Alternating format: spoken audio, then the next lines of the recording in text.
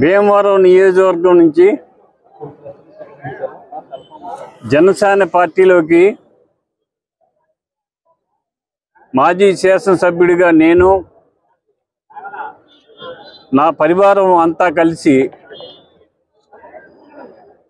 మంగళగిరిలోని గౌరవనీయులు పవన్ కళ్యాణ్ గారి ఆఫీసులో జాయిన్ అవ్వడం జరుగుతుంది. ఈరోజు ఉదయం 9 గంటలకు ఇక్కడి నుంచి బయలుదేరి మధ్యాహ్నానికి అక్కడికి వెళ్ళి 3-4 మధ్యలో పార్టీలో జాయిన్ అవ్వడం జరుగుతుంది.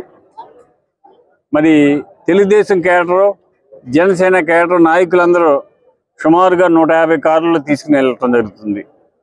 అందరూ కూడా చాలా ఉత్సాహంగా ఉన్నారు, అందరూ సంతోషంగా ఉన్నారు. మంచి నాయకుడి నాయకత్వంలో మనం చేరటానికి చాలా సంతోషిస్తున్నారు. మరి జనసేన, తెలుగుదేశం, బీజేపీ కలయిక అది అపూర్వ కలయిక. ఆ కలయిక సందర్భంగా మరి పవన్ కళ్యాణ్ గారు చేసిన త్యాగం అపురూపమైనది.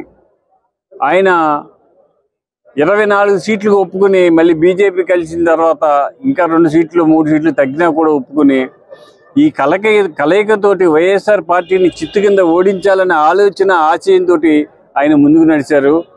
పవన్ కళ్యాణ్ గారి ఆలోచన ఒకటే, నిజాయితీ అయిన పరిపాలన రావాలి, రౌడీలు గోండాలు పరిపాలించకూడదు, న్యాయమైన పరిపాలన రావాలి, ఈ సమాజం బాగుండాలి, యువతకు ఉద్యోగ అవకాశాలు కల్పించాలి, అందరూ సంతోషంగా ఉండాలి, యువత ఏ ఒక్కడు కూడా ఖాళీగా ఉండకూడదనే తపన ఆలోచనతో ఆయన ఉన్నారు.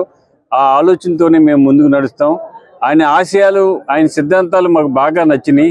ఆ నచ్చిన సిద్ధాంతాలతో ఆయన పార్టీలో జాయిన్ అవ్వడానికి మేము వెళ్ళటం జరుగుతుంది.